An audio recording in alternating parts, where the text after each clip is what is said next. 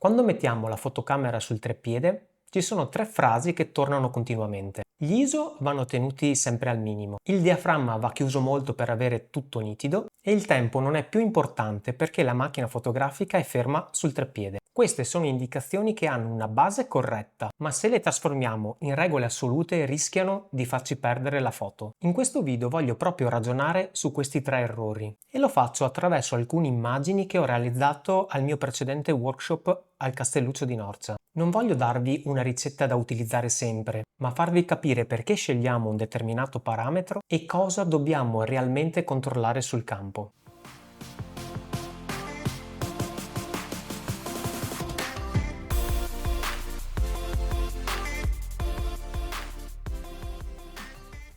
Partiamo parlando proprio degli ISO. Se la scena è completamente ferma, abbiamo la macchina sul treppiede e c'è luce a sufficienza, utilizzare l'ISO base della nostra macchina fotografica è sicuramente la scelta più logica. Ho detto ISO base perché non tutte le fotocamere hanno necessariamente 100 come valore di base. Il problema qui nasce dalla parola sempre. In un luogo come Castelluccio, i fiori, l'erba possono muoversi continuamente a causa del vento. Possiamo avere la macchina completamente stabile, ma se il tempo di scatto diventa troppo lungo, il paesaggio diventa mosso. Alla fine avremo un file molto pulito a ISO bassi, ma con fiori mossi senza averlo voluto. Ecco, in questo caso preferisco alzare leggermente gli ISO, quindi magari passando da 100, 200 o anche a 400, per permettermi di utilizzare un tempo di scatto molto più rapido e congelare completamente la scena. Un po' di rumore si può sempre gestire, ma invece un dettaglio perso per il movimento, quello assolutamente no. La cosa importante quando andiamo in un luogo è osservare la scena, fare uno scatto di prova e poi ingrandirlo e controllarlo al 100% per vedere se c'è l'effetto mosso. Se poi in un secondo momento il vento diminuisce, possiamo sempre tornare alle impostazioni base degli ISO della nostra macchina fotografica. Quindi gli ISO non devono essere per forza tenuti al valore più basso, ma bisogna sempre guardarli e adattarli al contesto della scena. Il secondo errore, che è anche quello più comune che noto durante i workshop, è di chiudere il diaframma tra f16 e f22 perché vogliamo avere tutto nitido nella nostra scena. Chiudere così il diaframma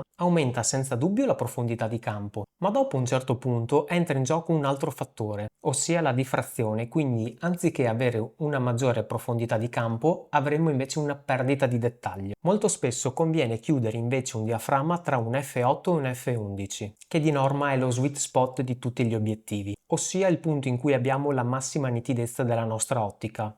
Dopo, questa non è una regola generale perché cambia da ottica a ottica, però è un ottimo punto di partenza. Davanti a un campo di fiori e delle montagne sullo sfondo, la prima domanda che mi faccio è questa: mi serve davvero tutto effettivamente a fuoco e nitido? In alcune immagini ho lasciato in maniera volontaria il primo piano molto più morbido. Questo perché mi aiutava a dare molta più profondità e a guidare l'occhio dove volevo io. Questo non è un errore, ma è una scelta consapevole. Se invece voglio la massima nitidezza dal fiore più vicino fino allo sfondo, posso valutare un'altra tecnica, ossia il focus stacking, realizzando quindi più fotografie con punti di messa a fuoco differenti e uniti in un secondo momento. Ma se c'è vento, anche questa tecnica può creare problemi. Quindi bisogna trovare un compromesso tra profondità di campo, diaframma e movimento. Il terzo errore è pensare che, utilizzando il treppiedi, il tempo di scatto non conti più. Il treppiede elimina il movimento della fotocamera, ma non quello del paesaggio. Fiori, erba, foglie continuano a muoversi. Un tempo lungo però non è necessariamente sbagliato. Può diventare una scelta creativa, se voglio rendere il movimento dell'erba o delle nuvole. Ma deve essere una scelta, non una conseguenza che noto soltanto quando torno a casa. Se invece voglio congelare il movimento, accorcio il tempo e compenso aprendo un po' di più il diaframma,